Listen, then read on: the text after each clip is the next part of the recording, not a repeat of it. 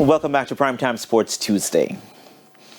Now, in part two of this story, the Passport Immigration and Citizenship Agency, PICA, says the process for overseas-born athletes to get their Jamaican passports is not a difficult one, but at least one local sporting association says it can be tedious. Additionally, PICA says local sporting associations are not without blame when the process is delayed. Jermaine Brown reports. In part one, the Passport, Immigration and Citizenship Agency, PICA, said some overseas-born athletes were not compliant with documentation requirements when seeking to switch allegiance to represent Jamaica. But has PICA made the process smooth enough for these athletes and their representatives? Kauna McKenzie is the Director of Business Development and Communications at PICA.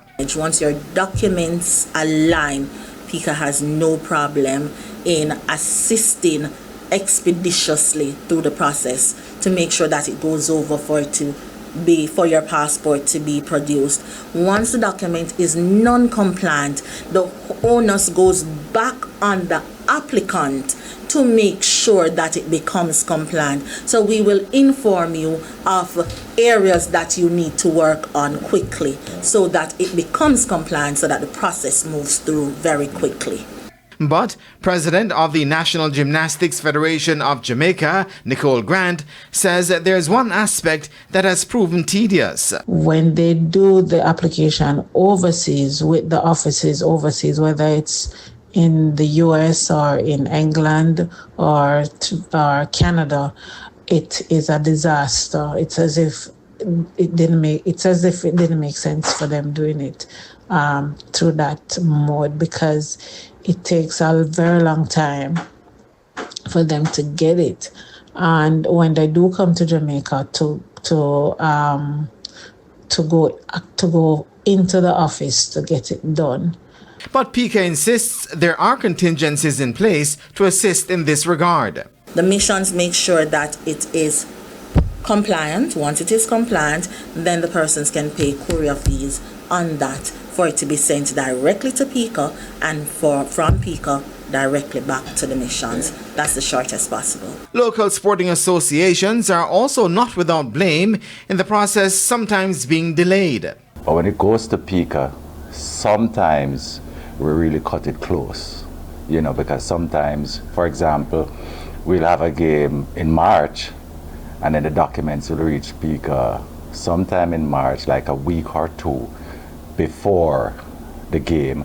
Plus, added to that, we have to do like what we call a change of association with. However, when they come late to us, that's where the challenge is, because we have to respect the agency in how they process and to verify the information, so that it is ensuring that the person to whom is being given Jamaican citizenship is so properly processed. But Reggae Boys General Manager Roy Simpson says that there are signs of improvement. What we try to do is to have a contact at PICA do a preliminary examination of the documents before they're even submitted at the respective embassy or consulate that is handling that particular case.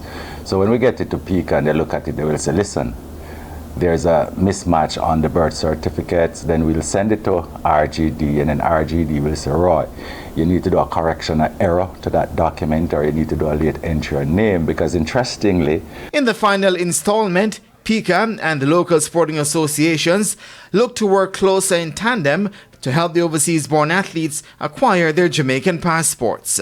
Jermaine Brown reporting for TVJ Sports. Thanks, Jermaine.